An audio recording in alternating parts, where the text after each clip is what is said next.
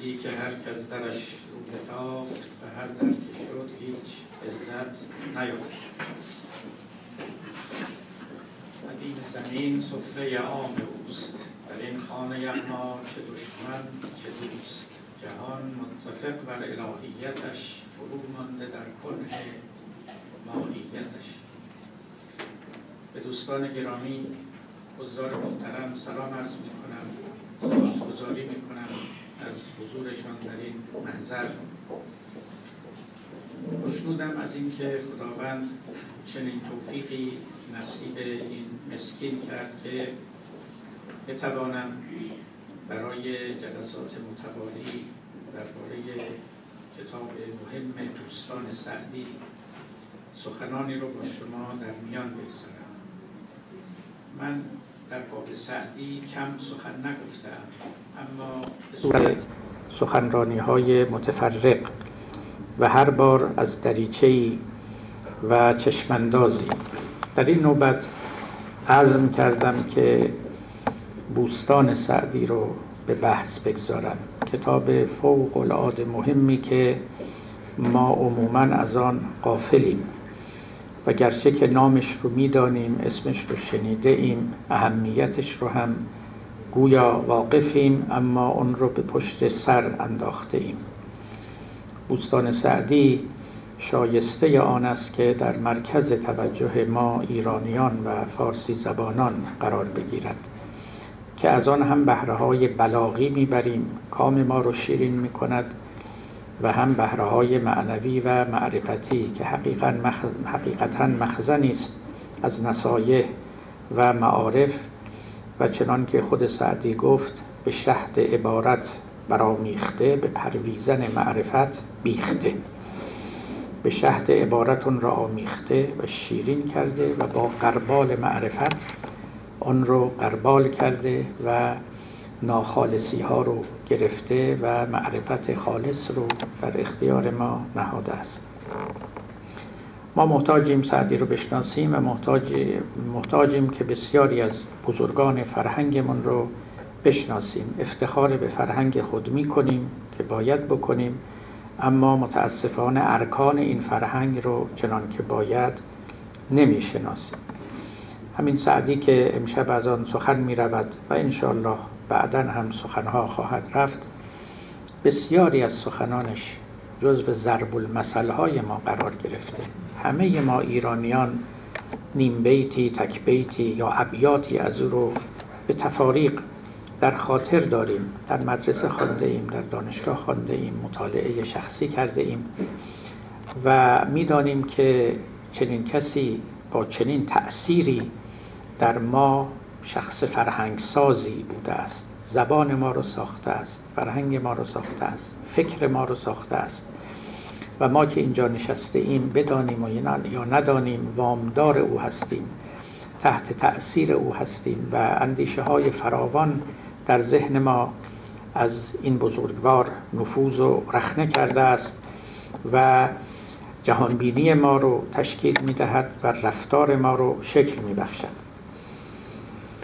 قدری از تاریخ سعدی بگویم تا آنگاه به خود سعدی بپردازیم. امشب سخنان من در کلیات و مقدمات خواهد گذشت و اگر عمری و توفیقی و فرصتی و طاقتی بود انشاءالله در نوبت بعد بوستان رو در مطالعه میگیریم و مورد بحث قرار میدهیم. امشب قدری سعدی شناسی میکنیم از بیرون تا برسیم به سعدی شناسی از درون، یعنی بر مبنای سخنان خود این بزرگوار. سعدی متعلق به قرن هفتم هجری قمری است و چنان که مورخان آورده‌اند در اوائل این قرن متولد شده است. چندان مهم نیست که سال دقیق اون رو بدانیم، کما اینکه نمیدانیم، اما بنا به پاره‌ای از گفته‌ها شاید در سال 606 هجری قمری به دنیا آمده است. این رو مقایسه کنید با سال تولد مولانا که در 604 هجری قمری در اون طرف، یعنی سعدی در شیراز و مولانا در بلخ به دنیا آمد. لذا اینها همسن و سال بودند، گرچه چنان که بعداً خواهم گفت نمیدانیم اساساً در طول عمرشون یکدیگر رو شناختن یا نشناختند، اتفاق ملاقاتی افتاد یا نیفتاد. گزارش‌های گوناگون در این باب هست که ذکر آنها هم خالی از معرفتی و غنیمتی نیست. خواهم گفت سعدی البته ظاهراً عمر بلندتری کرد. مولانا 68 سال بیشتر زندگی نکرد. تاریخ تولد و وفات او دقیقاً معین است و تذکره نویسان آورده اند، اما در مورد سعدی چنین یقین و تعینی نداریم. گفتند که شاید در 691 یعنی سالهای پایانی قرن هفتم از دنیا رفته است در شیراز و همونجا هم به خاک سپرده شده و لذا شاید 85-86 سال عمر کرده باشد. به هر حال وقتی از دنیا می رفته پیر پرتجربه سال خورده‌ای بوده است، گرچه که آثار او که در میان سالی هم فراهم آورده است همه از پختگی و بلوغ فکری حکایت می کند. سعدی متعلق به قرنی است که ستارگان بزرگی در عالم اسلام و خصوصا در ایران در کهکشان معرفت و فرهنگ طلوع کردند. یک طرف مولوی رو داریم، یک طرف سعدی شیرازی رو داریم، یک طرف خواجه نصیر طوسی رو داریم در مراغه و در خدمت هلاکوخان. طرف دیگر در آسیای صغیر فخرالدین عراقی رو داریم، صدرالدین قونوی رو داریم و بزرگانی که هر یک از آنها نامداران فرهنگ این سرزمینند و ما همه وامداران آنها هستیم و جزو فرهنگ سازان ما به حقیقت محسوب می شوند. اما گذشته از این که قرن هفتم قرن طلوع چنین ستارگان بزرگی هست، در این حال قرن افول و کسوف فرهنگ اسلامی ایرانی هم هست. تقریباً از این قرن است که انحطاط فرهنگی ما و نزول منحنی فرهنگی ما آغاز می شود، اگر نگوییم که قبلا هم آغاز شده بود. ما در این قرن با دو حادثه عظیم و ویرانگر روبرو هستیم. یکی هجوم مغولان و دیگری جنگ‌های صلیبی. جنگ‌های صلیبی در قرن هفتم و با پایان پذیرفتن قرن هفتم به پایان میرسند، اما مغولان در ابتدای همین قرن هجوم ویرانگر خود را آغاز میکنند. سال 616 سال هجوم مغولان است که چنان که میدانید سال 612 یعنی در 8 سالگی مولانا از بلخ همراه پدرش بیرون میاد، چون حال و هوا رو دریافته بودند که هجومی در کار است و چند سال بعد از آن هم مغولان هجوم میآورند. قصه پرقصه و تراژیک و فجیع هجوم مغولان چیزی نیست که بتوان به زبان آورد. ما همه فرزندان اون شکستیم و جامعه شناسان و روانشناسانی هم در روزگار ما هستند که معتقدند که هنوز آثار اون هجوم، اون حمله، اون تحقیر و اون خونریزی از روان ما ایرانیان رخت بر نبسته است و هنوز آنچنان که باید ما به جای نخستین باز نگشته ایم و ننشسته ایم و خویشتن رو باز نیافته ایم. هرچه در باب اون هجوم بگوییم کم است. هرچه بود قتل بود، غارت بود، سوختن بود، ویران کردن بود. کتابخانه ها از بین رفت، دانشمندان فراوان از میان رفتن، رعبی و خفتی و خاری در دلها افتاد که تا سالها بلکه قرنها نگذاشت که ایرانیان چنان که باید سر بلند کنند و دوباره خود رو بسازند. پاره از مورخان گفتند که رشد و نمو تصوف در ایران معلول حمله مغولان بود. این سخن اگرچه 100% درست نباشد اما خالی از حقیقتی هم نیست و به هر حال سر در کنج انزوا بردن و درون نگری پیشه کردن و مأیوس از اصلاحات اجتماعی شدن و خود رو بازیچه دست تقدیر دیدن از اتفاقاتی بود که در روح و روان مردم افتاد و چنان که گفتم برای مدت‌های مدید اونها رو سر به زیر نگه داشت. افت فرهنگی شدیدی برای ما حاصل آمد و یکی یکی فیلسوفان ما، دانشمندان ما، حتی شاعران بزرگ ما، عارفان ما صحنه رو ترک کردند و چنان شد که وقتی ما به دوران قاجار رسیدیم با دستهای خالی با تمدن نوین غرب مواجه شدیم. اینکه سعدی در چنین قرنی و در چنین فضای فرهنگی و سیاسی میزیست بدون تردید در فکر او، در زندگانی او و در شعر او تأثیر فراوان نهاده است و این نکته است که بعداً درباره اون بیشتر سخن خواهم گفت. سعدی خوشبختانه در شیراز میزیست. مغولان بخش عظیمی از ایران رو ویران کردند. نیشابور که گفتند 2 کرور یعنی 1 میلیون در اون روزگار جمعیت داشت، به طور کامل به دست مغولان ویران شد. حتی به حیوانات، به جانوران، به گربه، به سگ هم رحم نکردند. اما یکی از کارهای درست و عقلانی که اتابکان فارس کردند این بود که باج و خراج بسیار به مغولان پرداختند و از هجوم و حمله آنها جلوگیری کردند. کار عاقلانه‌ای بود. مغولان با کسانی که در مقابل آنها مقاومت می‌کردند بدرفتاری و سخت رفتاری می‌کردند، اما اگر کسی تسلیم می‌شد می‌توانست جان به در ببرد. نوشتند که اتابکان فارس، یعنی همان پادشاهان و حاکمان و امیرانی که سعدی در ظل آنها میزیست، حتی زیورهای زنان خودشون رو هم جمع کردن همراه با خراج و باج بسیار کلان و هنگفت و به مغولان پرداختند تا شیراز رو و کلاً خطه فارس رو آسوده بگذارند و به این ترتیب بود که سعدی تا حدود زیادی در امان ماند و به طور کلی خطه فارس. با همه این احوال سعدی همین که دیده بود که فضا چندان مساعد نیست و احتمال حمله می رود، این بود که فارس رو ترک گفت. حالا یا به این سبب یا به سببهای دیگر، اما چنان که در اشعار او می‌خوانیم وقتی که میگه برون جستم از تنگ ترکان که دیدم جهان در هم افتاده چون موی زنگی، نشان می‌دهد که با آشوبی و برهم خوردگی بوده و بعد از سالها که برمیگرده میگه چو باز آمدم کشور آسوده دیدم پلنگان رها کرده خوی پلنگی. از مغولان به نام پلنگ یاد کردن در اون روزگار کار آسانی نبود و نشان می‌دهد که درندگی اون قوم به کجا رسیده بود که سعدی برای اونها چنین وصفی رو انتخاب میکند.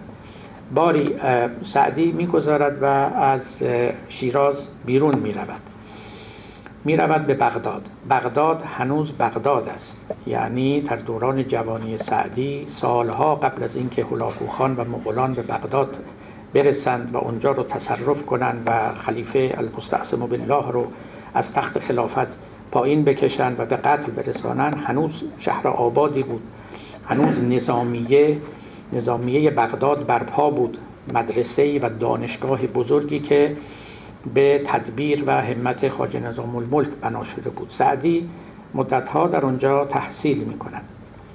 دانستن این معنا مهم است برای اینکه بدانیم مشرب‌ها و منابع درسی و معرفتی سعدی چه بوده است. خب بدیهی است نظامیه بغداد مدرسه‌ای بود که خواجه نظام الملک ساخته بود و اون رو وقف اندیشه شافعی کرده بود، یعنی شافعیان فقه شافعی رو میتوانستند در اونجا تدریس کنند، نه فقه‌های دیگر رو، و البته مسلک کلامیشون هم اشعری بود و چنان که میدانیم 2 قرن 1.5 قرن قبل از سعدی غزالی در نظامیه تدریس میکرد و بزرگانی مثل او و اینها همه صاحبان و حاملان اندیشه اشعری بودند. لذا سعدی در واقع در یک محیطی بار آمد که کلام اشعری در اونجا ترویج و تدریس میشد و فقه شافعی و اساساً اندیشه شافعی اندیشه است که تا اندازه‌ای با تشیع نزدیک است و کلام اشعری هم کلامی است که چنان که می‌دانید در او نقش سرنوشت بسیار غلیظ و قوی است، یعنی اختیار آدمی بسیار کمتر از جبری است که بر آدمی حاکم است. همه این سایه ها رو شما در شعر سعدی می‌بینید. از یک طرف خودش به صراحت اعلام می‌کند که مرا در نظامیه ادرار بود، شب و روز تلقین و تکرار بود. ادرار یعنی بورس، یعنی اسکالرشیپ. ادرار کلا یعنی ریزش. حالا اینکه ما امروز به معنای دیگری به کار میبریم این مطلقاً در ادبیات گذشته ما وجود نداشته است و معناش همین است که در شعر سعدی میبینید. مرا در نظامیه ادرار بود، شب و روز تلقین و تکرار بود. اشاره میکند بعداً انشاءالله در شرح بوستان به اینجا خواهیم رسید. در باب غیبت کردن میگه که یک همکلاسی داشتم که خیلی به من حسادت می‌ورزید. من استاد را گفتم ای پرخرد، مران یار بر من حسد میبرد. چون من داد معنی دهم در حدیث، براید به هم اندرون خبیث. گفتم این خبیث همین که میبینه که من نمایشی میدم، پرزنتیشنی میکنم، داد معنا در حدیث میدم، اندرون خبیث او به هم میاد و بر من غضب میکند. شنید این سخن پیشوای ادب، به تندی برآشفت و گفت ای عجب، گرو راه دوزخ گرفت از خسی، از این راه دیگر تو در وی رسی. گفت تو هم که داری غیبتش رو میکنی، تو هم که داری میگی این آدم خبیثی است. خب استشهاد من به این قصه به خاطر این بود که بگویم که دانشجوی سعدی دانشجوی دانشگاه نظامیه بوده. از اون طرف نزدیک به اندیشه شیعی بودن سعدی هم در اشعارش خیلی آشکار است. وقتی که در قصائد خودش ذکر پیغمبر می کند و بعد ذکر خلفای اربعه یعنی خلفای راشدین یعنی خلیفه اول ابوبکر و عمر و عثمان و بعد حضرت علی، اونجا وقتی که به علی میرسد خب واقعا سنگ تمام میگذارد. کس را چه زور و زهره که وصف علی کند جبار، در مناقب او گفته هل عطا.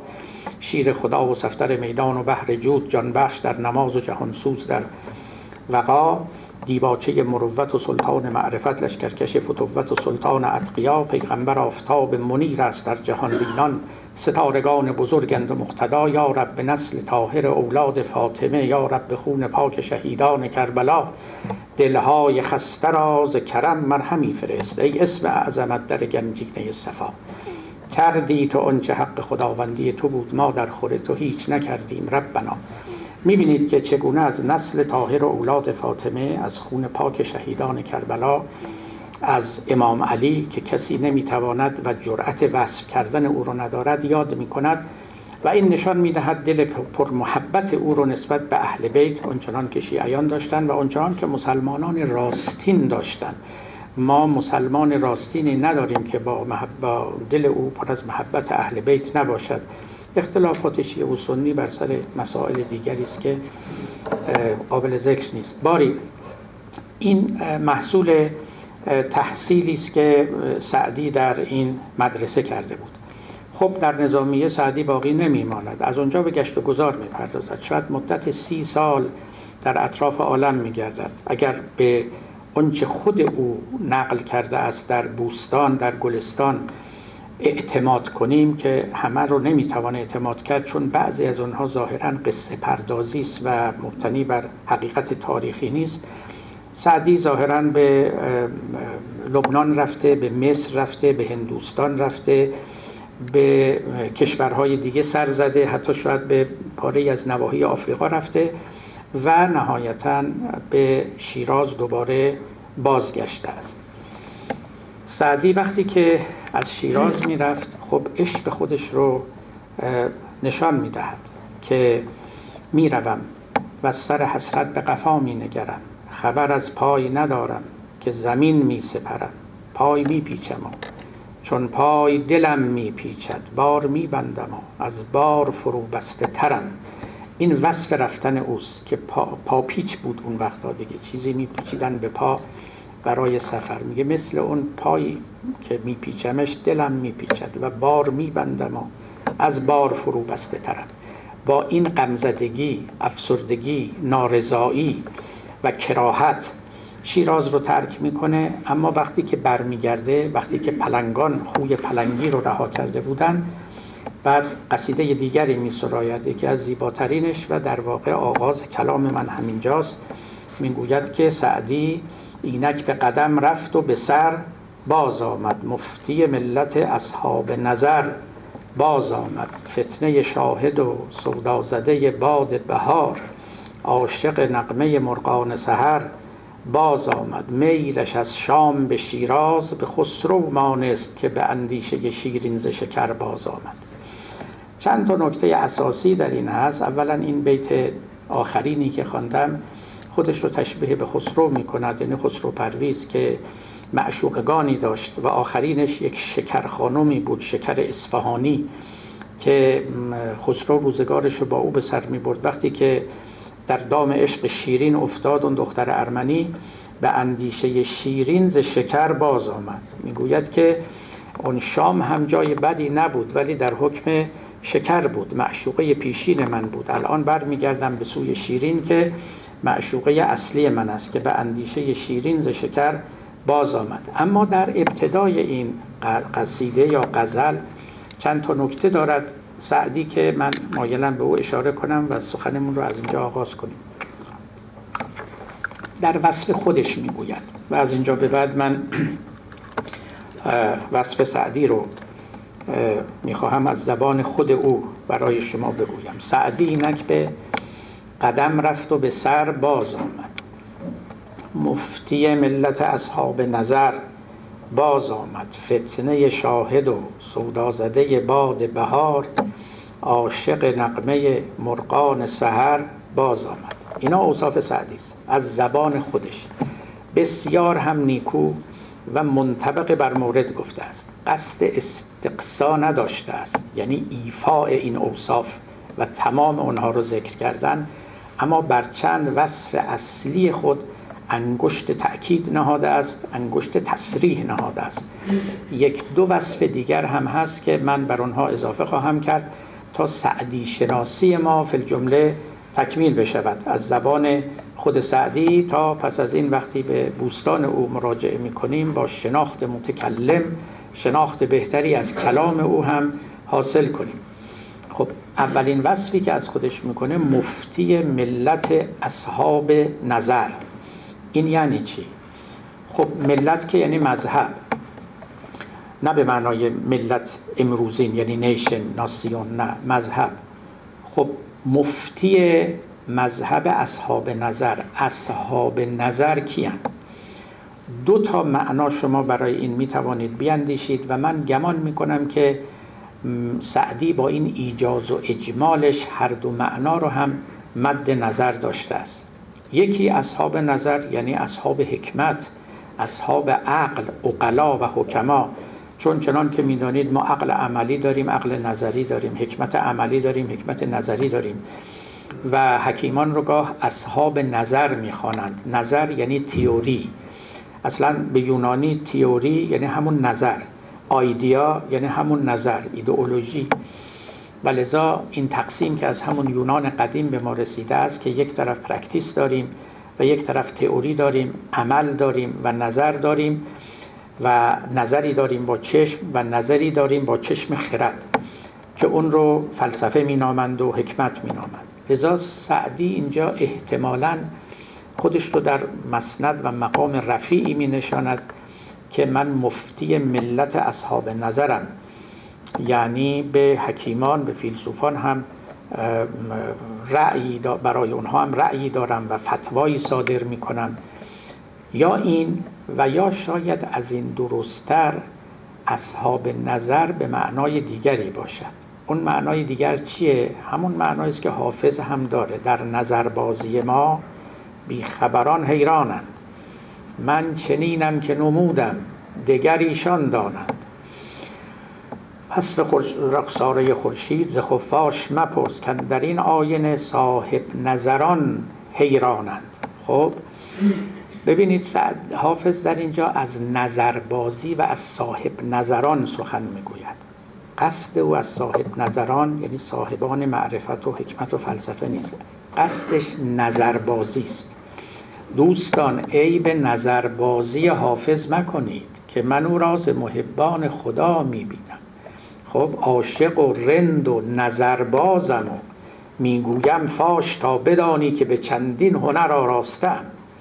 نظربازی یکی از هنرهای حافظه که افتخار میکند به و میگوید که من در نظربازی ما دیگران حیرانند، یعنی مفهوم نظربازی ما رو نمیدانند، درک نمی کنند. این نظربازی چیزیست وراء صاحب نظر بودن.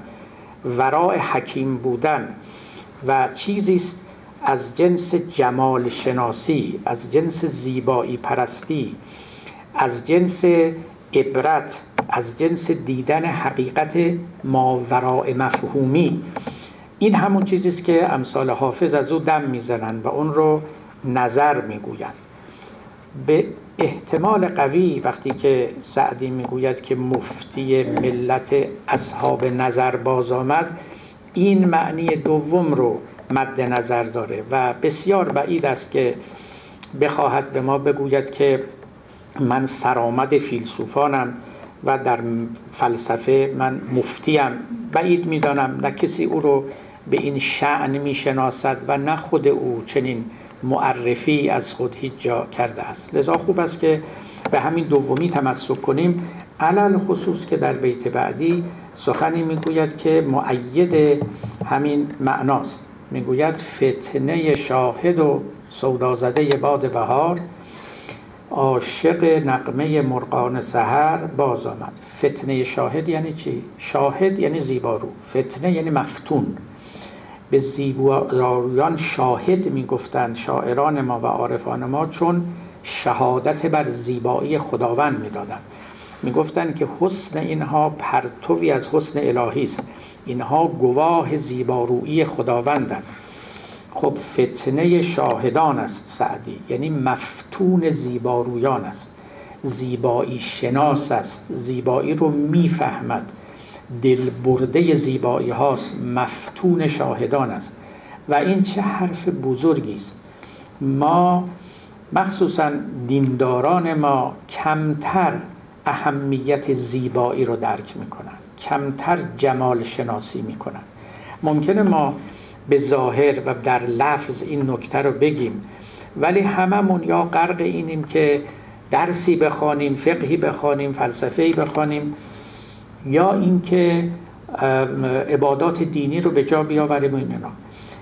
نمیتوانیم در عبادات، در سلوک دیندارانه زیبایی رو ببینیم، نمیتوانیم حتی در مخلوقات خداوند ببینیم.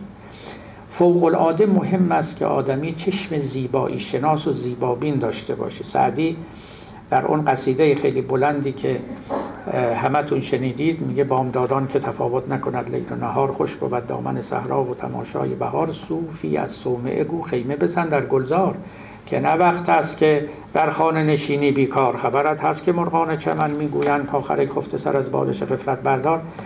به صوفیان، به عابدان، به زاهدان توصیه میکنه، میگه ننشینید در اتاقتون، در حجرتون، در صومعتون، بیایید به صحرا، بیایید به صحنه و زیبایی های طبیعت رو ببینید. برگ درختان سبز در نظر هوشیار، هر ورقش دفتری است معرفت کردگار.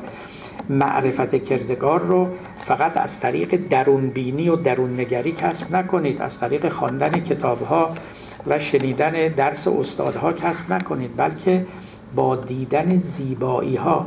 اما این دیدن زیبایی ها چشم ویژه‌ای میخواد، چشم ویژه‌ای میخواد و این چشم رو باید از همین بزرگان گرفت. یعنی باید شما مدت‌های مدید با سعدی بنشینید، با مولوی بنشینید، با حافظ بنشینید. اینا زیبایی شناسان فرهنگ ما هستند. زیبایی های این عالم رو در زیباترین لفظی در حریر پیچیدند و در اختیار ما نهادند. ما احتیاج به این بزرگان داریم برای اینکه چیزی رو که شاید خود ما واقف اونها نیستیم به ما یاد میدن، چشم ما رو نسبت به اونها باز میکنن، عاطفه ما رو تحریک میکنن. در همون غزلی که از حافظ براتون خوندم که در نظر بازی ما بیخردان حیرانند، در پایان این غزل میگه عهد ما با لب شیرین دهنان بست خدا، ما همه بنده و این قوم خداوندانند. این شیرین دهنان میدونین که یکیش خدا حافظ، یکیش سعدی، یکیش مولوی. و عهد ما با لب شیرین دهنان بست خدا، ما همه بنده و این قوم خداوندانن. واقعا اینا خداوندان فرهنگ ما هستن. دست کم از روزی که بنده این سه بزرگوار رو شناختم و عمری رو، نیم قرنی رو با اونها سپری کردم، این بیت در حق این حقیر مصداق تام و تمام پیدا می کند که ما همه بنده و این قوم خداوندانن.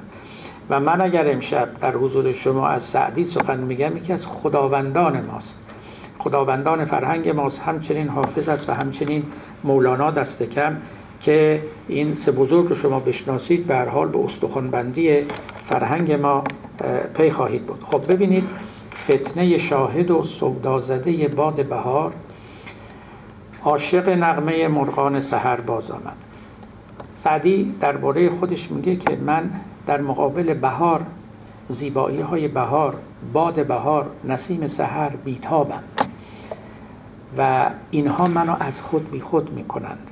وقتی که این حوادث طبیعی رو میبینم از جا کنده میشم، در روح من تأثیری میگذارند و من رو چنان به جوش میآورند که بی اختیار هویت تازه‌ای پیدا میکنم و اندیشه های جدیدی در من موج میزند و قلم من به سوی کاغذ میرود. شما هیچ شاعر بزرگی رو در تاریخ، نه فقط تاریخ ایران، تاریخ جهان پیدا نمی کنید که سودازده باد بهار نباشه، فتنه شاهد نباشه، مفتون زیبایی نباشه و عاشق نغمه مرغان سحر نباشه. اصلا امکان نداره. کسی که حساسیت در مقابل زیبایی نداره، این شاعر نمیشه، این متفکر نمیشه، این عارف نمیشه. حالا میخواد این زیبایی طبیعت باشه و میتوانید همطوری پله پله تا به اقلیم خدا بالا برید که به زیبایی خداوند برسه. به قول مولانا، باده خاک‌آلودتان مجنون کند، صاف اگر باشد ندانم چون کند. باده خاک‌آلوده که همین حسنی است که در موجودات طبیعی دیده می شود، آدمی رو مفتون و مجنون میکنه. اگر حسن خالص رو ببینه چه خواهد شد؟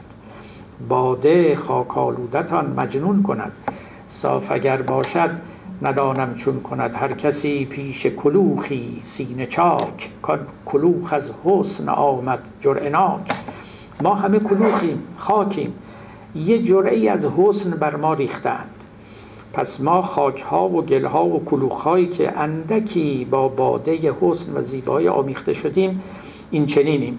و کسی که در میان ما زیباتر است، دلبرتر است و بیشتر مفتون او می‌شوند. بعد هر کسی پیش کلوخی سینه چاک، کان کلوخ از حسن آمد جرعناک. باده خاک‌آلودتان مجنون کند، صاف اگر باشد ندانم چون کند. اینهایی که افلاطونوار این زیبایی های محدود رو میدیدن، اما از او ارتفاع میگرفتند و بالاتر میرفتند تا به اون زیبایی متعالی و بی‌نهایت برسن، اینا همون هایی بودن که خداوند چشم زیبابین رو نصیبشون کرده بود و کشف این معنای فوق العاده مهم رو در این عالم میکردن. شما میدونید دیگه، به تعبیر مرحوم شیخ شهاب الدین سهروردی 3 برادر بودن، یکی حسن بود، یکی عشق بود، یکی حزن بود. این 3 تا با هم از آسمان اومدن پایین. لذا حسن عشق میزاید، عشق هم حزن میزاید، یعنی همون که ما میگیم غم. چون غمت را نتوان یافت مگر در دل شاد، ما به امید غمت خاطر شادی طلبیم. دیگران قرعه قسمت همه بر عیش زدند، دل غم دیده ما بود که هم بر غم زد. این غمی یا حزنی که ملازم و مرافق عشق است و عشقی که ملازم و مرافق حسن است، این 3 تا با همدیگه جمع میشن. لذا اگر سعدی میگوید که من فتنه شاهدم، مفتون زیبایان هستم، اون وقت معناش این استش که با عشق هم سر و کار دارم، معناش این است که با حزن هم سر و کار دارم و اینها به طور مساوی و به نسبت متعادلی در شعر سعدی پخش شده. خب این اوصاف رو سعدی داره و همین سبب هم شعر او رو وقتی شما میخوانید مشهور از جمال است. یعنی کسی نیست که تصنع کند و به طور مصنوعی سخن از زیبایی ها یا سخن از عشق بگوید. به قول خودش میگه این پیر نگر که همچنانش از یاد نمی رود جوانی. حتی در دوران پیری هم جوان بود، جوان دل بود و اگر سخنانی از این مقولات میگفت با یک دل جوان از آنها دم میزد و نه به صورت یک امر متعلق به گذشته و به دوران جوانی خودش. ملاحتی و فصاحتی هم که در سخنان سعدی هست که برگرفته از همین احساس رقیق و عاطفه لطیفی است که در وجود او جا داشته و چنین نبوغی رو به او بخشیده است، به طوری که به طور مساوی هم در نظم هم در نثر دست گشاده‌ای دارد. من اینجا حافظ و مولوی رو هم گفتم، اما اونها نثری به جا نگذاشتند. اونچه که از آنها به جا مانده شعر است، نظم است. اما سعدی به طور مساوی در این هر دو مقوله طبع آزمایی کرده و الحق پیروز بیرون آمده است. گلستان او رو که خب همه میدانیم و بوستان او را میدانیم، به علاوه که علاوه بر گلستان نصیحت الملوک نوشته است و چیزهای دیگه. گلستان او که سرآمد است حقیقتا، و کافی است که شما این کتاب رو با کتاب‌های دیگری که هم عصر او نوشته شده، یعنی در همین عصر سعدی، خواجه نصیرالدین طوسی هم کتاب اخلاق ناصری رو نوشته. کتاب اخلاق ناصری رو حتی اهل علم وقتی به دست میگیرن میخوان بخونن، برای اونها دشوار است. نثر بسیار سنگین و ثقیل و یک کتاب اخلاق هم هست. من گمان نمی کنم که در طول 700 سالی که از نوشتن گلستان و اخلاق ناصری گذشته که هم عصر هم بودن، اخلاق ناصری کمترین تأثیری در اخلاقیات ایرانی ها داشته باشد. گمان نمی کنم هیچ یک از شما کتاب اخلاق ناصری رو در منزلتون داشته باشید، ولی مطمئنم که احتمالاً همه شما گلستان رو دارید، همتون بوستان رو دارید، همتون کلیات سعدی رو دارید. خب این نشانه این استش که تأثیر یکی چقدر بوده و تأثیر دیگری چقدر است. نه فقط اخلاق ناصری رو کتابش رو تو خونتون ندارید، شاید اسمش هم نشنیده باشید، نه فقط اسمش رو نشنیدید، چیزی هم از او در خاطر نداره، اما از سعدی حتی کتابش هم نداشته باشید، یه چند بیتی، چند جمله‌ای، چیزی به خاطر دارید که به صورت ضرب المثل در آمده. مثلا هرچه نباید دلبستگی را نشاید فی المثل، چیزی است که دیگه ما همه میدانیم و شنیده ایم و حاجت به یادآوری نداریم. باری این سلاست، این ملاحت در کلام او چیزی است که خود سعدی هم به او واقف بود. اشاره میکنه، خودش بارها اشاره میکنه، یعنی مفتخر است، مبتهج است به این معنا. جهان به تیغ بلاغت گرفته ای سعدی، سپاس دار که جز فیض آسمانی نیست. بدین صفت که در آفاق سیت شعر تو رفت، نرفت دجله که آبش بدین روانی نیست.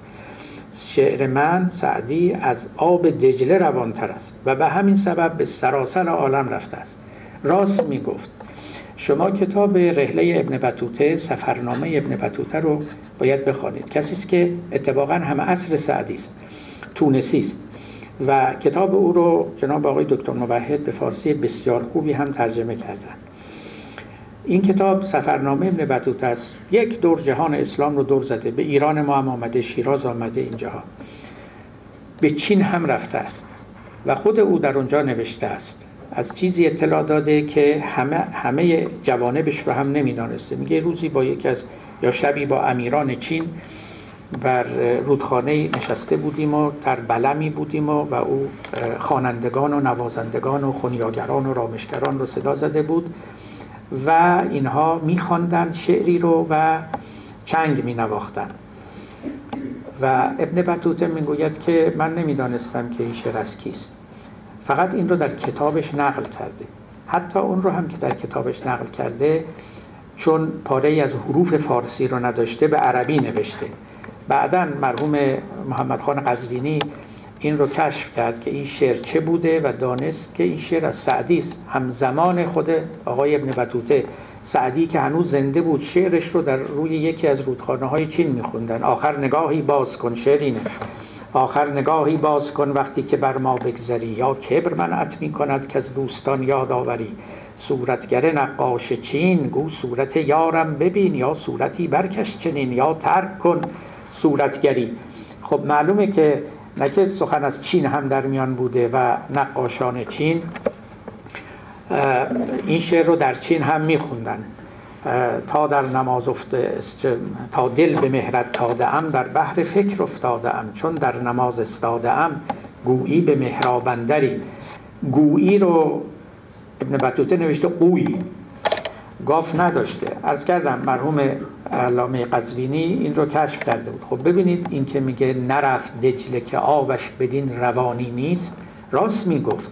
میدانست که چگونه شعر او جهانگیر شده، عالمگیر شده، تا چین رفته، تا شام رفته، تا کشورهای دیگه که حتی فارسی زبان نبودن رفته و به طوری که خود سعدی میگه من به جامعه کاشغر در آمدم با جوانی رو دیدم که مقدمه نحو زمخشری در دست داشت، یکی از کتاب‌های گرامر عربی، و در اون میخواند که ضرب زیدون امرن، زید امر رو زد. به او گفتم که خوارزم و خطا صلح کردن، هنوز زید و امر صلح نکردن، با هم زد و خورد میکنن. بعد میگفت از من پرسید که تو از کجایی؟ گفتم از فارسم. گفت سعدی رو میشناسی؟ گفتم که بله میشناسم. گفت میتونی چیزی از شعراش برای ما بخونی؟ گفتم بله. کاشغر در چینه. و گفتم طبع تو را تا هوس نحو کرد، صورت صبر از دل ما محو کرد، ای دل عشاق به دام تو صید، ما به تو مشغول و تو با امر و زید. و بعد میگه شناخت که من کی هستم و کم کم رفیق شدیم و با هم رفاقت کردیم و نهایتا هم سر و روی همدیگر رو بوسه دادیم و من اون شهر رو ترک گفتم. ببینید این چنین گسترده بود و این چنین شعر او رو همگان میپسندیدن و آوازه او همه جهان روزگار او رو گرفته بود. یکی از چیزهای جالب این است که سعدی در قرن 19 بود که در اروپا و خصوصا در فرانسه برای اولین بار کشف شد. کتاب گلستان او ترجمه شد و اینقدر پر آوازه شد که بعضی از فرانسوی ها اسم فرزندانشون رو سعدی گذاشتن.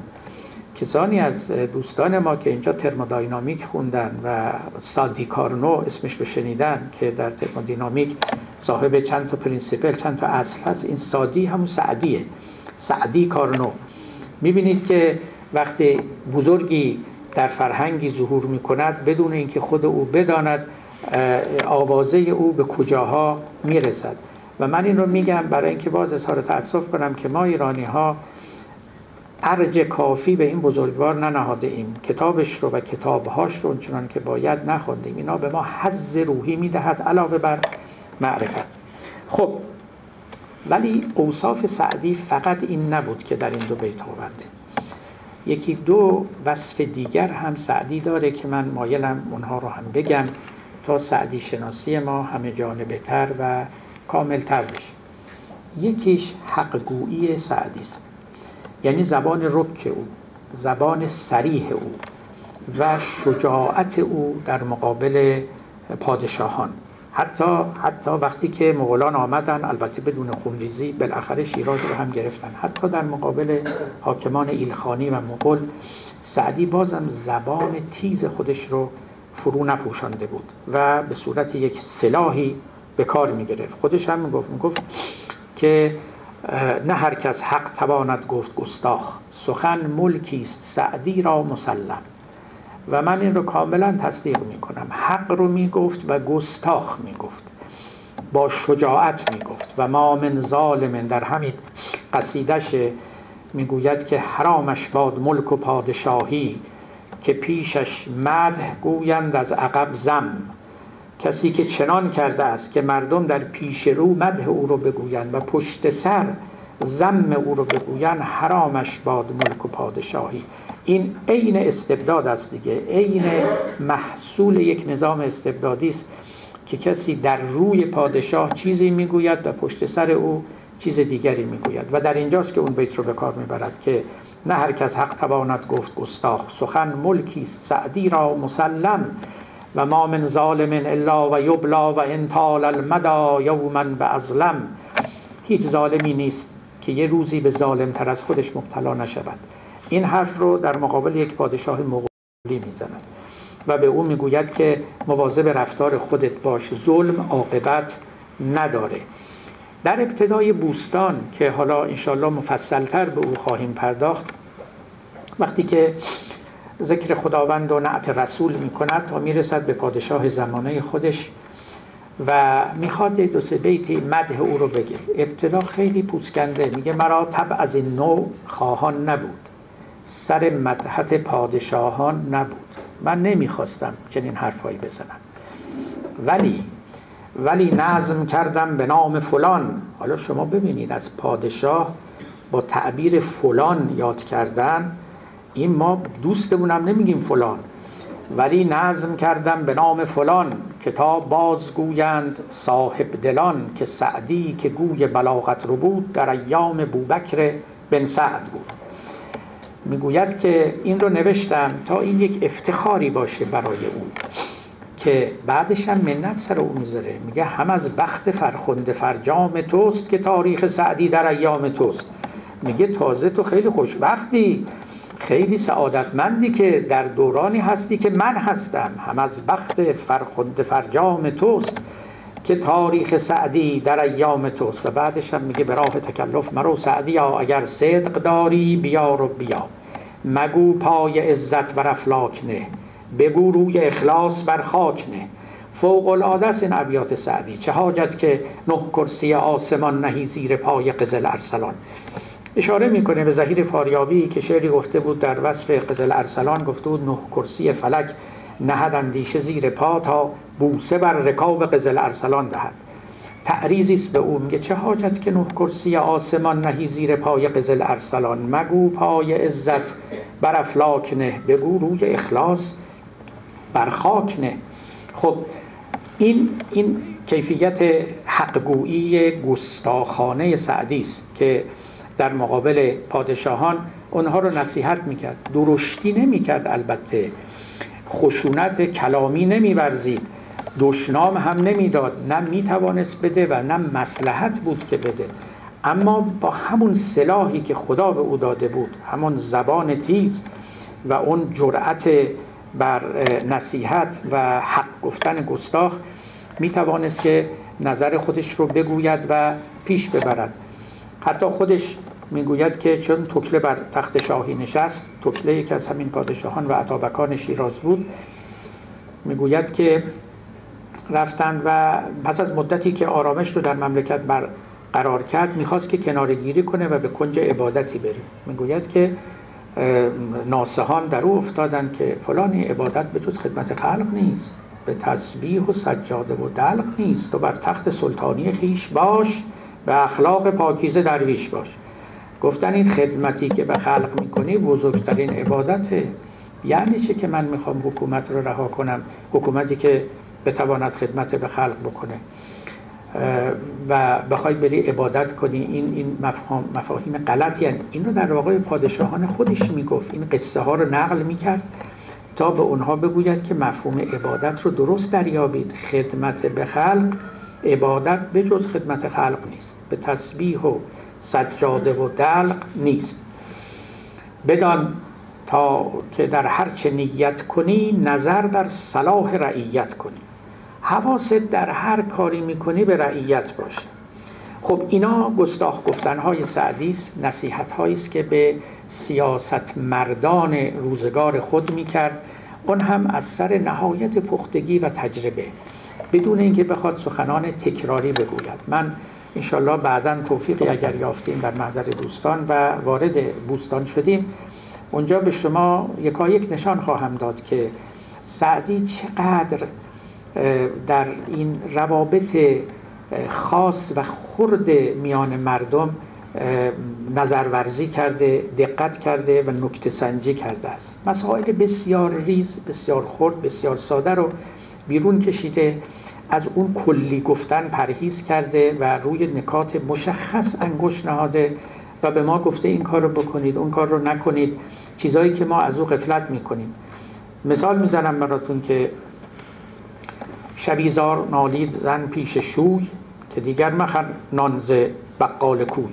گفت خانمی در منزل، زار نالید در پیش شوی، خیلی التماس کرد که از این دیگه نون نخر که گندم نمای است اینجا فروش. یه شوهرش خوب گوش کرد، به خانم به شوهرش میگفت برو از میدان، از بازار بخر، از این بقال سر کوچه، کانوینینس استور به اصطلاح، نرو بگیر. میگفت آقا به او چی گفت به خانمش؟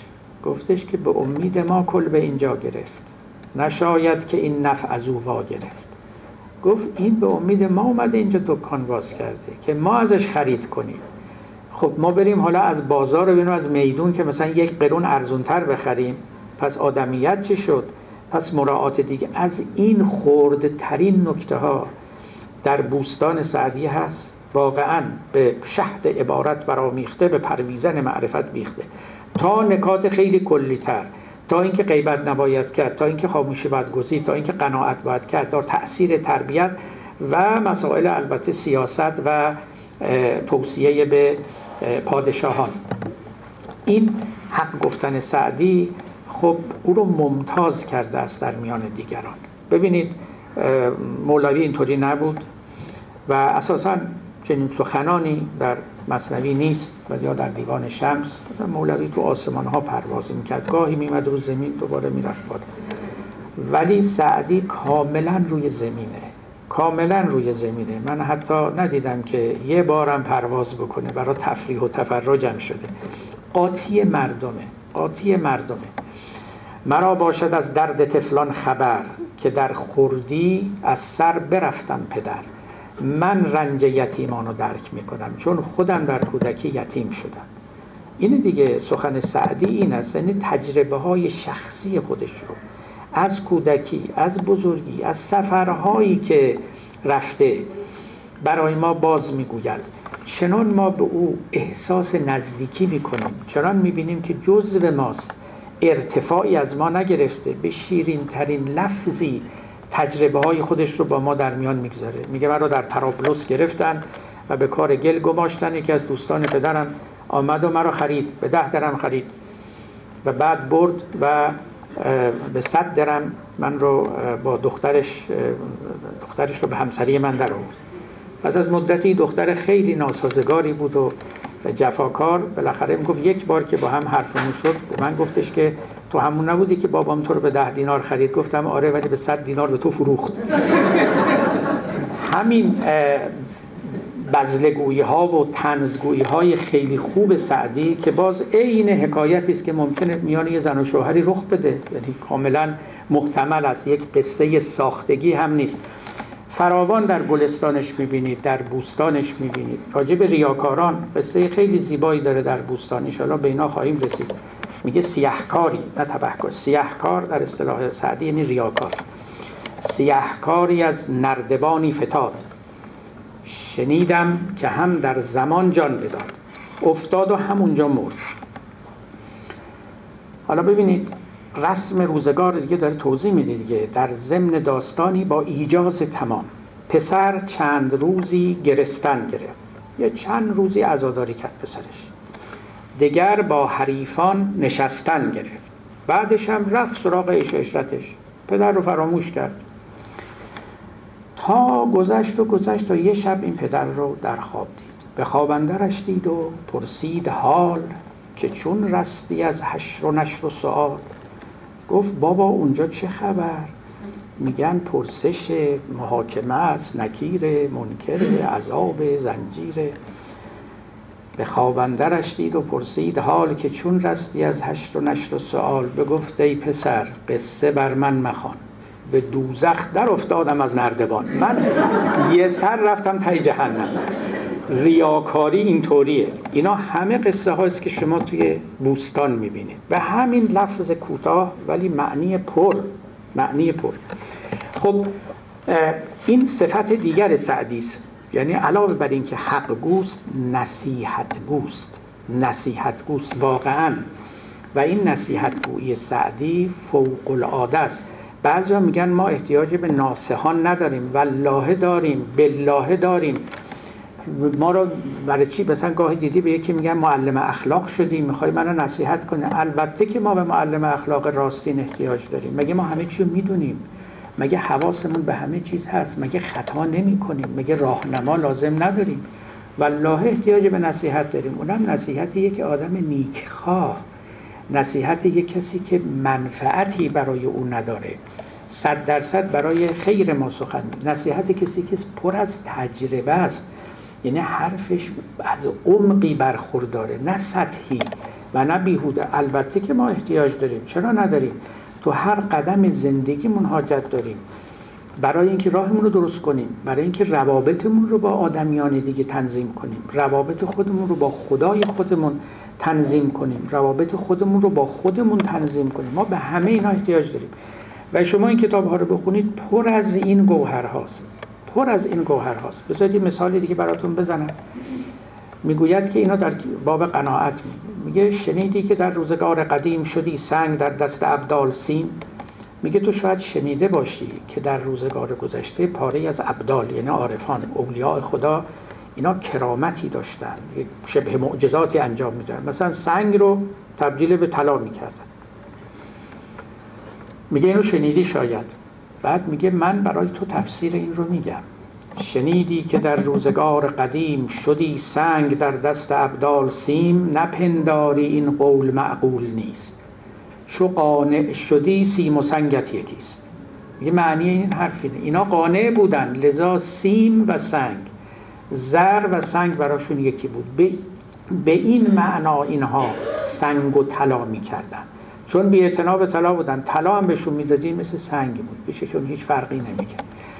در واقع تربیت رو از خیشتن شروع کردن، قانع شدن، غنی شدن، چشم سیر شدن، اینا همون چیزایی است که سعدی داره برای ما میگه و بسی بیش از اینها که انشالله من حالا هی وعده‌شو به شما میدم و انشالله هم میاییم و به اونها هم میپردازیم. خب من برم سراغ یک نکته دیگه از بلاغت سعدی و عاشقی او دیگه دم نزنم. سعدی در بوستان خیلی عاشقی نکرده، معلمی کرده، آموزگاری کرده، درمانگری کرده، نصیحتگری کرده.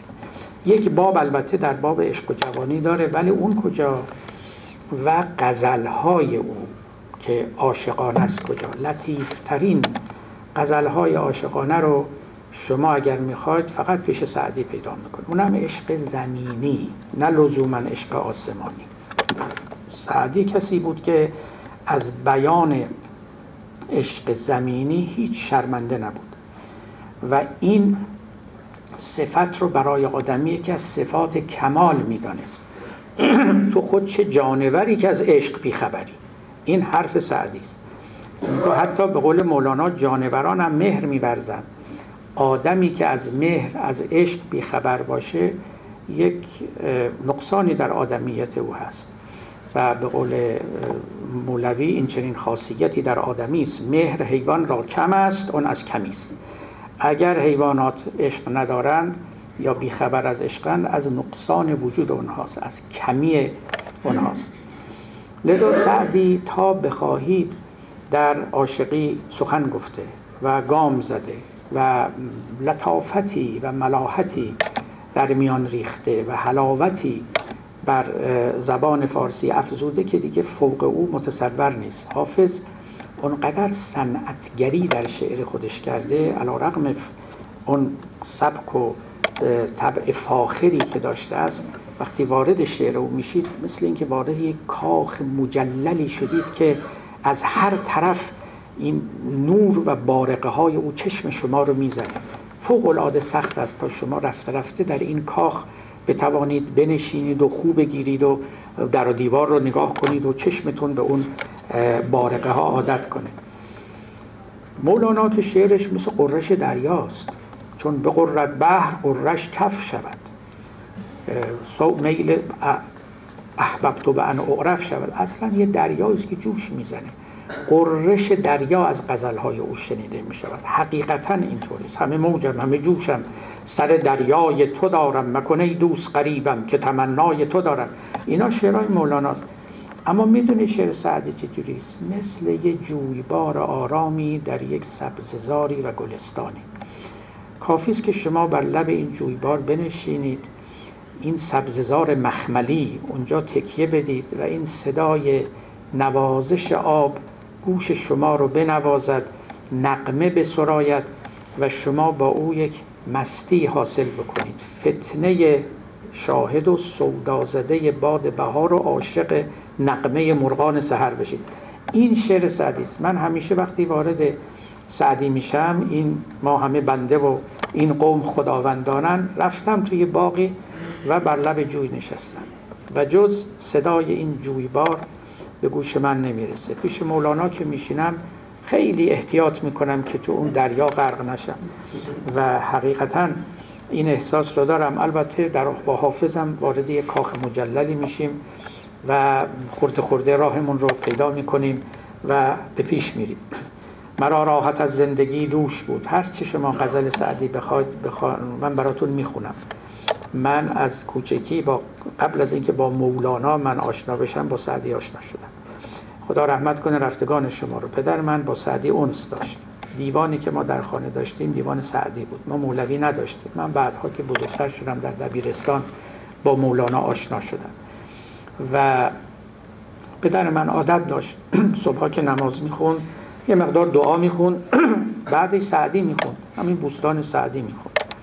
من یادمه من کیفم بغل دستم بود و میخواستیم بدویم بریم دبستان، سر سفره صبحانه نشسته بودیم، پدر من هنوز داشت سعدی میخون، همطور تو گویی که گوشم بر آواز اوست. اینا در گوش من میرفت و من رو رفته رفته متمایل به سعدی کرد. یک سعدی خیلی قدیمی چاپ سنگی هم داشتیم که خیلی ابیات رو هم مغلوط نوشته بود، ولی به هر حال همون بود و من از همونجا با سعدی خو گرفتم و از همون کودکی این شعرهای سعدی رفت در گوش من، در جان من و دیگه هم بیرون نرفته. یکی از همنشینان من است که همیشه در تنهایی ما با سعدی مأنوس میشیم و به هر حال گوش به سخنانش میسپاریم همه جوره.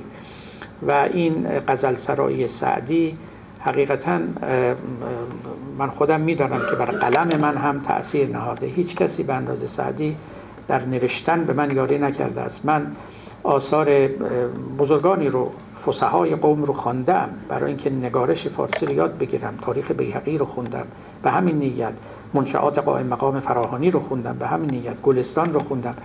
اما گلستان از همه اینها پرتأثیرتر و خوش تأثیرتر بود، برای اینکه گلستان زبانساز است. حتی قائم مقام فراهانی هم تحت تأثیر سعدی است، بسیار و به شدت تحت تأثیر سعدی است. تاریخ بیهقی خب البته 2-3 قرن قبل از سعدی است. زبان فارسی رو سعدی زبان فارسی کرد. شما اگر میبینید که حافظ آمده و به اون زبان فاخر شعر میگه، اون کسی است که پاشو بر شانه غول‌ها نهاده، یعنی رو شانه های سعدی ایستاده، رو شانه های بزرگان قبل از خودش مثل خاقانی، مثل انوری، مثل نظامی ایستاده. اونا زبان فارسی رو زبان فارسی کردن، تندیا و درشتی هاشو گرفتن و واقعا ما امروز تاریخ بیهقی خیلی سخت میخونیم اما سعدی رو راحت میخونیم، برای اینکه ما از زمان سعدی به این طرف به زبان سعدی سخن میگیم. فارسی ما نقش سعدی رو بر خود دارد و تا امروز این چنین است. بگذاریم از این که ما با این نثرهای روزنامه‌ای و غیره داریم خراب میکنیم. اصلا این زبانی که یکی از پرقیمت‌ترین مواریث فرهنگی بود که به دست ما رسیده است، خب ما قدرشو ندانستیم. حالا بذارید بعضی غزل‌ها رو بخونیم، بالاخره یه ذره شما وقتتون خوش بشه. کم کم دیگه ما هم وقتمون رو به پایان میره تا انشالله نوبت بعد که به جد وارد بوستان بشویم. خب میگوید که مرا راحت از زندگی دوش بود، به زبانم آمد. همینطوری که از غزل‌های خیلی ناب و صاف و ساده عاشقانه سعدی است. مرا راحت از زندگی دوش بود که اون ماهرویم در آغوش بود، چنان مست دیدار و مفتون عشق که دنیا و دینم فراموش بود. ندانستم از غایت لطف و حسن که سیم و سمن یا بر و دوش بود. مؤذن غلط کرد بانگ نماز، مگر همچو من مست و مدهوش بود. به خوابش مگر دیده ای سعدیا، زبان درکش امروز کان دوش بود. خب این یکی از غزل‌های لطیف سعدی که خواندن دارد. غزل دیگری رو هم باز براتون بخوانم. گر دست دهد 1000 جانم، در پای مبارکت فشانم. مجنونم اگر بهای لیلی، ملک عرب و عجم ستانم.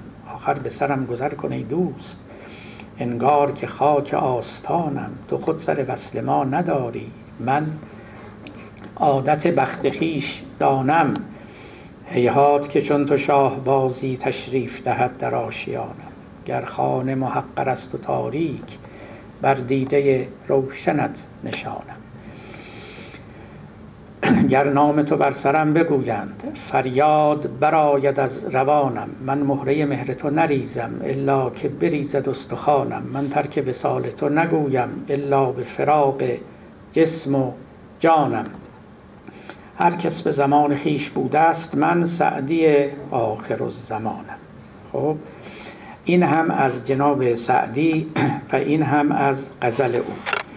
اگر اندکی فرصتی مانده باشد و نمیدانم که مانده است یا نه، من یک نکته کوچکی رو هم در رابطه بین سعدی و مولانا بگویم و این رو هم در مقدمه بگنجانم و سخن رو به پایان ببرم. به هر حال شما اجازه میدید.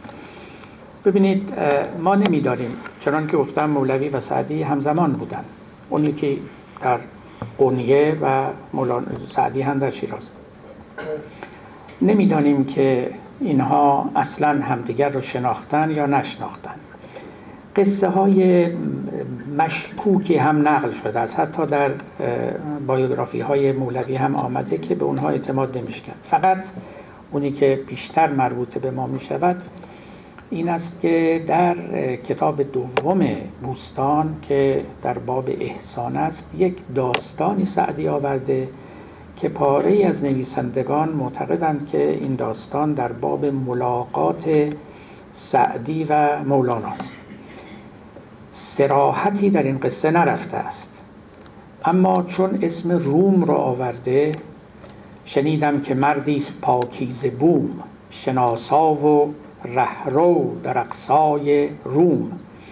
خب روم همون بیزانت بود و امپراتوری روم شرقی بود، همون جایی که مولوی هم به نزدیکی های او رفته بود و در گذشته هم خب روم نامیده میشد. جالب این است که وقتی که سعدی از او نقل میکنه میگوید که شناسا و رهرو، ترجمه ایست از عارف سالک. شناسا یعنی عارف، رهرو یعنی سالک. شنیدم که مردی است پاکیزه بوم، شناسا و رهرو در اقلیم روم. منو چند سالوک یعنی درویش، منو چند سالوک صحرانورد، برفتیم قاصد به دیدار مرد. قصد کردیم، شد رحال کردیم که بریم و ایشان رو زیارت کنیم. حالا ما به درستی نمیداریم واقعا این مولانا بوده یا نبوده، ولی این که عارفی بوده، سالکی بوده، در اقصای روم بوده، پاکیزه روم بوم بوده، آوازه او در افتاده بوده و درویشان و سالکان به دیدن او می رفتن، سازگار است با وضع و شأنی که مولانا داشته در اون روزگار. سر و چشم یکی یک ببوسید و دست، به تمکین و عزت نشاند و نشست. آمد و روی ما رو بوسه داد و هم خودش نشست، هم ما رو به تمکین و عزت نشاند. خب نشستیم و یه مقداری با هم دیگه صحبت کردیم و بعد از اینجا اون سخنان گزنده سعدی آغاز می شود. در داستانهای دیگری هم که نقل کردن همه حکایت از اون داره که سعدی خیلی از مولانا خوشش نمی اومده. حالا به چه دلیل و علتی ما نمیدونیم، اما اگر این داستان هم راست باشه اینجا یکی از اون دلایل رو پیدا میکنه.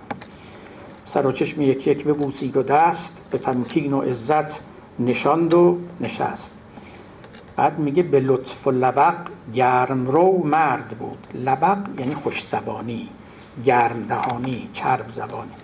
میگه بسیار خوش سخن بود. به لطف و لبق گرم رو مرد بود، ولی دیگدانش عجب سرد بود. دیگدان یعنی اجاقش، ولی دیگدانش عجب سرد بود. میگه هیچ پذیرایی از ما نکرد، همین فقط اومد و هی عزت کرد و هی سر و روی ما رو بوسید و هی تعارف و تعظیم و بفرمایید اونجا بفرمایید اونجا و هیچی. شب شد و نه پذیرایی نه اینا. و بعد همه شب نبودش قرار از هجوع، به تسبیح و تهلیل و ما را ز جوع. میگه اون شب نخوابید، ما هم از گشنگی نخوابیدیم. اون از تسبیح و تهلیل نمیخوابید، عبادت میکرد، صدای عبادتش و ذکر و مناجاتش به ما میرسید، ولی سحرگه میان بست و در باز کرد، همون گونه پرسیدن آغاز کرد. صبح شد و دوباره اومد و در بست، اومد و دوباره و باز دوباره شروع کرد به احوال پرسی و ولی هیچ خبری نبود از پذیرایی. وقتی که اومد ما رو دوباره بوسه بده، میگه که یک دوستی ما داشتیم که با ما در آن ربع بود، که با ما مسافر در آن ربع بود، به تصحیف گفتا مرا بوسه ده. شاعری سعدی هم اینجا گل کرده. تصحیف میدانید دیگه در اصطلاح ادبا یعنی کلمه ای رو نقطه هاشو پس و پیش کنید که جور دیگه ای خوانده بشه. درسته؟ میگه که دوست من به مولانا یا به همون مرد پاکیزه بوم گفت تو اینقدر ما رو میبوسی به تصحیف بوسه بده. یعنی این کلمه های بوسه رو پس و پیش کن که درویش را توشه از بوسه به. گفت توشه بده، بوسه نده، به تصحیف ما رو بوسه بده. و به تکریم بر کفش من دست مزن که نانم ده و کفش بر سر بزن. گفت آقا اینقدر کفش من جفت نکن پشت پای من، یه لقمه نون بده، کفشو خواستی تو سر من بزن. به قول ما که امروز میگیم که سرمو بشکن نرخمو نشکن. گفت که یه چیزی به ما بده. وقت اینجاست که سعدی البته میگه کرامت جوانمردی و ناندهی است، مقالات بیهوده طبل تهی است. خلاصش میگه طرف پر حرف بود، مقالات بیهوده میگفت از عرش و فرش و همه جا، اما یه لقمه نون به ما ندادیم، ولی دیگدانش عجب سرد بود. خب نمیدانم مولوی این چنین بوده یا نبوده، اما جزو داستانهایی که نقل شده و از عدم حسن روابط بین سعدی و مولوی حکایت میکند این است. حکایت های دیگری هم هست که به وقت خودش می سپاریم. در ذهنم می گردم که غزل دیگری برای شما بخونم که خاتمه کلام من باشه. خب حالا این غزل به یادم آمد که نه طریق دوستان است و نه شرط مهربانی، که به دوستان یک دل سر دست برفشانی. دلم از تو چون نرنجد که به وهم در نگنجد، که جواب تلخ گویی تو بدان شکردهانی. نفسی بیا و بنشین، سخنی بگو و بشنو، که به تشنگی بمردیم بر آب زندگانی. نه خلاف عهد کردم که حدیث جز تو گفتم، دگران سر زبانند و تو در میان جانی. مده ای رفیق پندم که نظر به دو فکندم، تو میان ما ندانی که چه می رود نهانی. دل دردمند سعدی ز محبت تو خون شد، نه به وصل می رسانی نه به قتل می رهانی. انشاءالله همتون به وصال برسید و السلام علیکم و رحمت الله.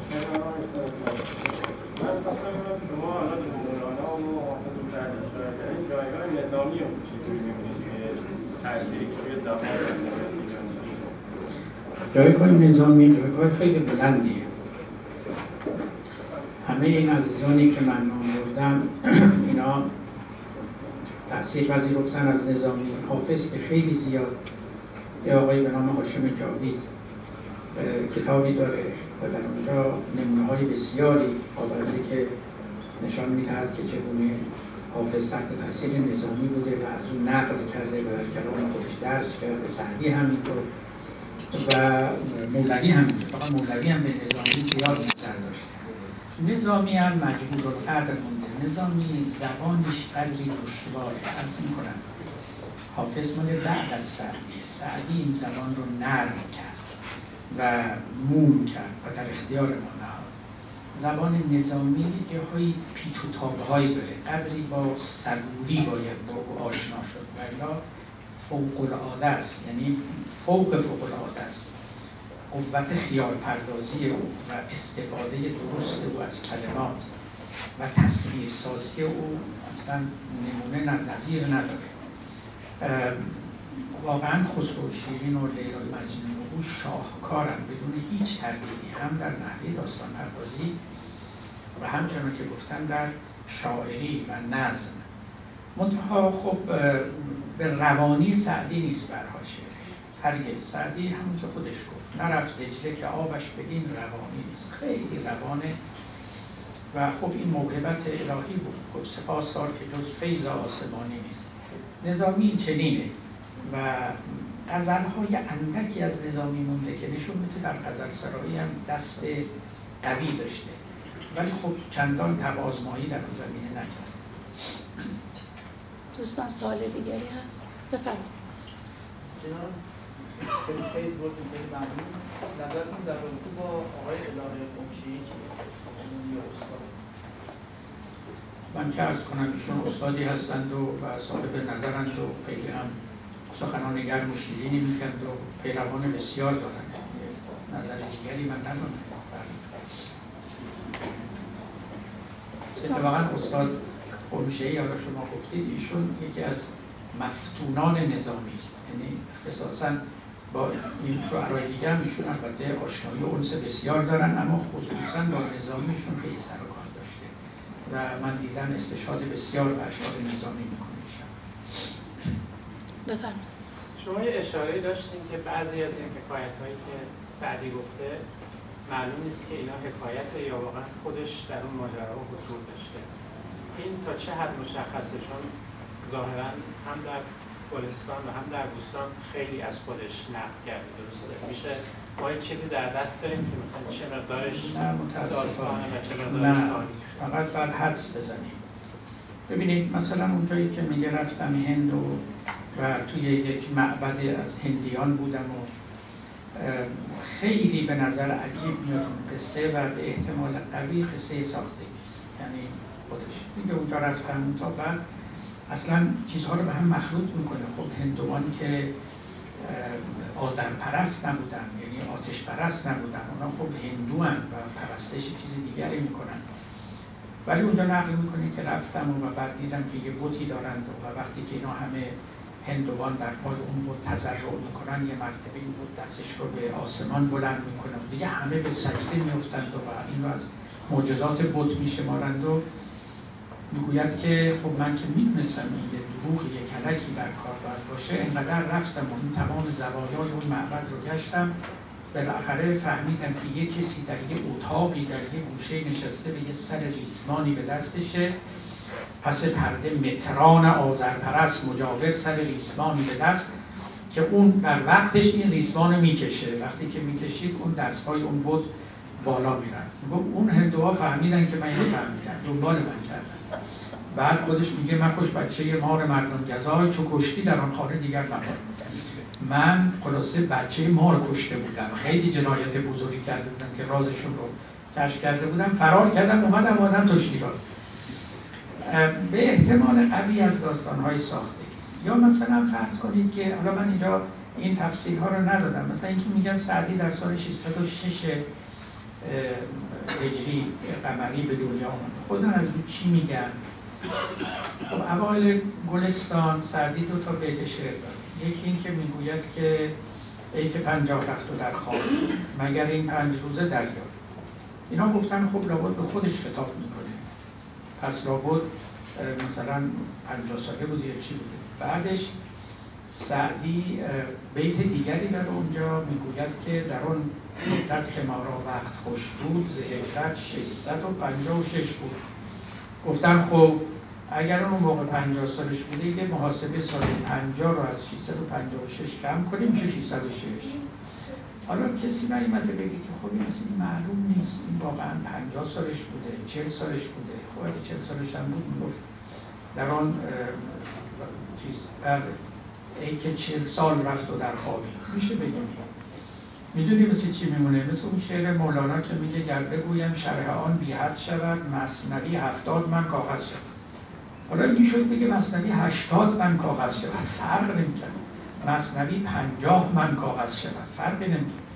این که ما به این عددها به نحو مشخص تمسک بورزیم و از اینا تاریخ استخراج کنیم، به گمان من کار درست. کما اینکه سعدی در همین بوستان رو قبل از گلستان سعدی سروده، 1 سال تقریبا قبل از این آخر گلستان میگه که علاوه که عمرت به 70 رفت مگر خفته بودی که بر باد رفت. خب اونو توی بوستان میگه، پس بگیم 70 سالش بوده. بعد توی گلستان که بلافاصله بعد از بوستانه میگه که 50 رفت و در خوابی. ایشون یه دفعه عقب نشسته 20 سال از عمرش. نمیشه به این چیزا زیاد اعتماد کرد. شاعر دیگه، یه وقت میگه 70، یه وقت میگه 50، یه وقت یه چیز دیگه میگه. فرق بوستان و گلستان در چه چیزی هست؟ والا خیلی فرق دارن. مهمترین فرقش اینه که این نظم و اون نثره. این اولش. ولی اتفاقا اشتراکاتی دارن، چند بابشون شبیه همه، مثلا اسمشون خیلی نزدیک به هم دیگه است. منتها خب سعدی در گلستان میخواسته که طبع آزمایی بکنه و نثر بنویسه، یعنی توجهی به این معنا داشته و نه اینکه نظم به سراید. دوم که شاید مهمتر باشه و این رو دیدم که یکی از سعدی شناسان هم روش انگشت نهاده بود، میگفت که شاید بشود باور کرد این حرف رو، و حالا ممکنه به شواهد بیشتری هم احتیاج بود. چون ببینید میگه سعدی در بوستان ایلیشن رو، این حالت بست داشته، بعد از این بست و ایلیشن به حالت قبض رسیده، یعنی دیپرشن. در ابتدای گلستان سعدی نقل میکنه خودش و میگه که این پا در دامن غم کشیده بودم و سنگ سراچی دل را به الماس آبدیده می‌سفتم، همطور گریه میکردم که همه از علائم افسردگی است به اصطلاح امروز و دیپرشنی که بعد از ایلیشن آمده. احتمالا که بعد میگه که یک از دوستان آمد و به من گفتش که خلاف رأی اولوالالباب است که شمشیر ذوالفقار علی در نیام و شمشیر سعدی زبان سعدی در کام، اومد و گفت که حیف تو بشینی و غم بخوری و کز کنی و کنج عزلت بنشینی و بیا با هم بریم، الان هم فصل بهاره، بریم باغی ببینی و غیره. که میگه دست منو گرفت و برد و برای اینکه از اون افسردگی نجاتم بده و میگه فی الجمله از گل بقیتی باقی مانده بود که گلستان به پایان آمد. میگه هنوز بهار تمام نشده بود، 2-3 ماه که من گلستان رو نوشتم. گلستان مسبوق به افسردگی سعدی است ظاهرا، ولی در بوستان سعدی گویا که خیلی سرحاله و در ابتداش هم میگه من از سفر تا تمتع زهرگوشه یافتم و دیگه حالا که برگشتم به شهر خودم میخوام بنشینم و با نشاط کافی این ابیات رو بگم و ارمغانی بیاورم برای اهل شیراز. حالا چرا اگر این درست باشه چرا پس از اون بست به قبض رسیده و خود قبض هم گاهی زایندگی میاره، گاهی خلاقیت میاره و گلستان سعدی کم مطلب نداره و از هر جا توانسته چیزهایی رو فراهم آورده و به ملیح‌ترین وجهی در این کتاب به ودیعت نهاده. اما در محتوایی که ما بگیم که یکی مثلا برتر از دیگری است یا مخالف با نه چنین چیزی نیست، اینها در یک ردیف و در یک راستا قرار می‌گیرند. خیلی ممنون از گفتارتون. می‌خواستم بپرسم که گلستان در بوستان رو کی جمع‌آوری و تدوین کرده و در چه سالی به صورت کتاب در اومده که خودشون با نوشته‌های خودشون تدوین شده یا اینکه کسی برایشون نوشته شده؟ نه خب سعدی که می نوشته و اینها در گذشته رسمی چنین بود که شاعران وقتی که شعری رو می گفتن این رو بیرون می دادن، یعنی همون غزل هم که سروده می شد کسی می آمد و استنساخ می کرد، خود شاعر می نوشت، دیگران هم از روی اون نسخه برمی داشتن. همین هم گاهی علت اختلاف نسخ بود، برای اینکه شاعر گاهی در غزل خودش تجدید نظر میکرد، گاهی کلمات رو عوض میکرد، ولی نسخه ها جلوتر بیرون رفته بود. در مورد حافظ 100% اینطور. مولانا البته اصلا نسخه برداری نمیکرد و میسرود و دیگران مینوشتن. در زمان خود سعدی این به اصطلاح دیوان او تدوین شده است. من الان اسم اون که دیوان رو تدوین کرده و استنساخ کرده یادم نیست، ولی آوردم، نامش هم هست. لذا خوشبختانه چیزی از ابیات سعدی گم نشده است و کم و بیش همه اونها به دست ما رسیده، اما اختلاف نسخ هم هست البته، یعنی این رو هم باید یادمون باشه. شاید الان بهترین نسخه از بوستان که در اختیار ماست نسخه تصحیح مرحوم دکتر غلامحسین یوسفی است، استاد در دبیرستان دانشگاه مشهد. زحمتی کشیده، زحمت زیادی کشیده. قبل از او البته مرحوم فروغی این کار کرده بود، اما کار یوسفی پس از اوست و با داشتن نسخه های خطی بیشتری و لذا ما به او اعتماد بیشتری داریم. غزل های سعدی هم بارها چاپ شده. خود مرحوم فروغی شاید اولین کسی بود که همکاری حبیب یغمایی اون دیوان رو چاپ کردن، کلیات رو. بعدا قسمت‌های مختلفش توسط افراد مختلفی چاپ شد. یه بخشی هم سعدی داره به نام هزلیات که خب واقعا هزل و حقیقتا کلمات رکیک در اوست و مستند هم هست، یعنی منسوب به سعدی نیست، حقیقتا از آن اوست، ولی فروغی اون رو در کلیات خودش نیاورده و حذف کرده، ولی حتی همونها هم از زمان سعدی باقی مونده و از بین نرفته. بفهم این کسی غزلیات عاشقانه سعدی رو مثل از نظر تاریخی کدومش در جوانی، کدومش در سن بالا اینا سروده شده یا اینکه شناخته؟ نه من که ندیدم و بسیار هم مشکله چنین طبقه بندی کردن، چون سعدی تو دوران پختگیش این اشعار رو گفته و کما بیش همه از این جهت مثل همان الا نادر غزلهایی که شاید بشه اونها رو جدا کرد و کنار گذاشت، یعنی محصول دوران خیلی جوانی و خامی سعدی باشه، ولی نه، تاریخ گذاری این غزلها بسیار مشکله، نمیشه. خب خیلی ممنون. ما دیگه این آخرین سوال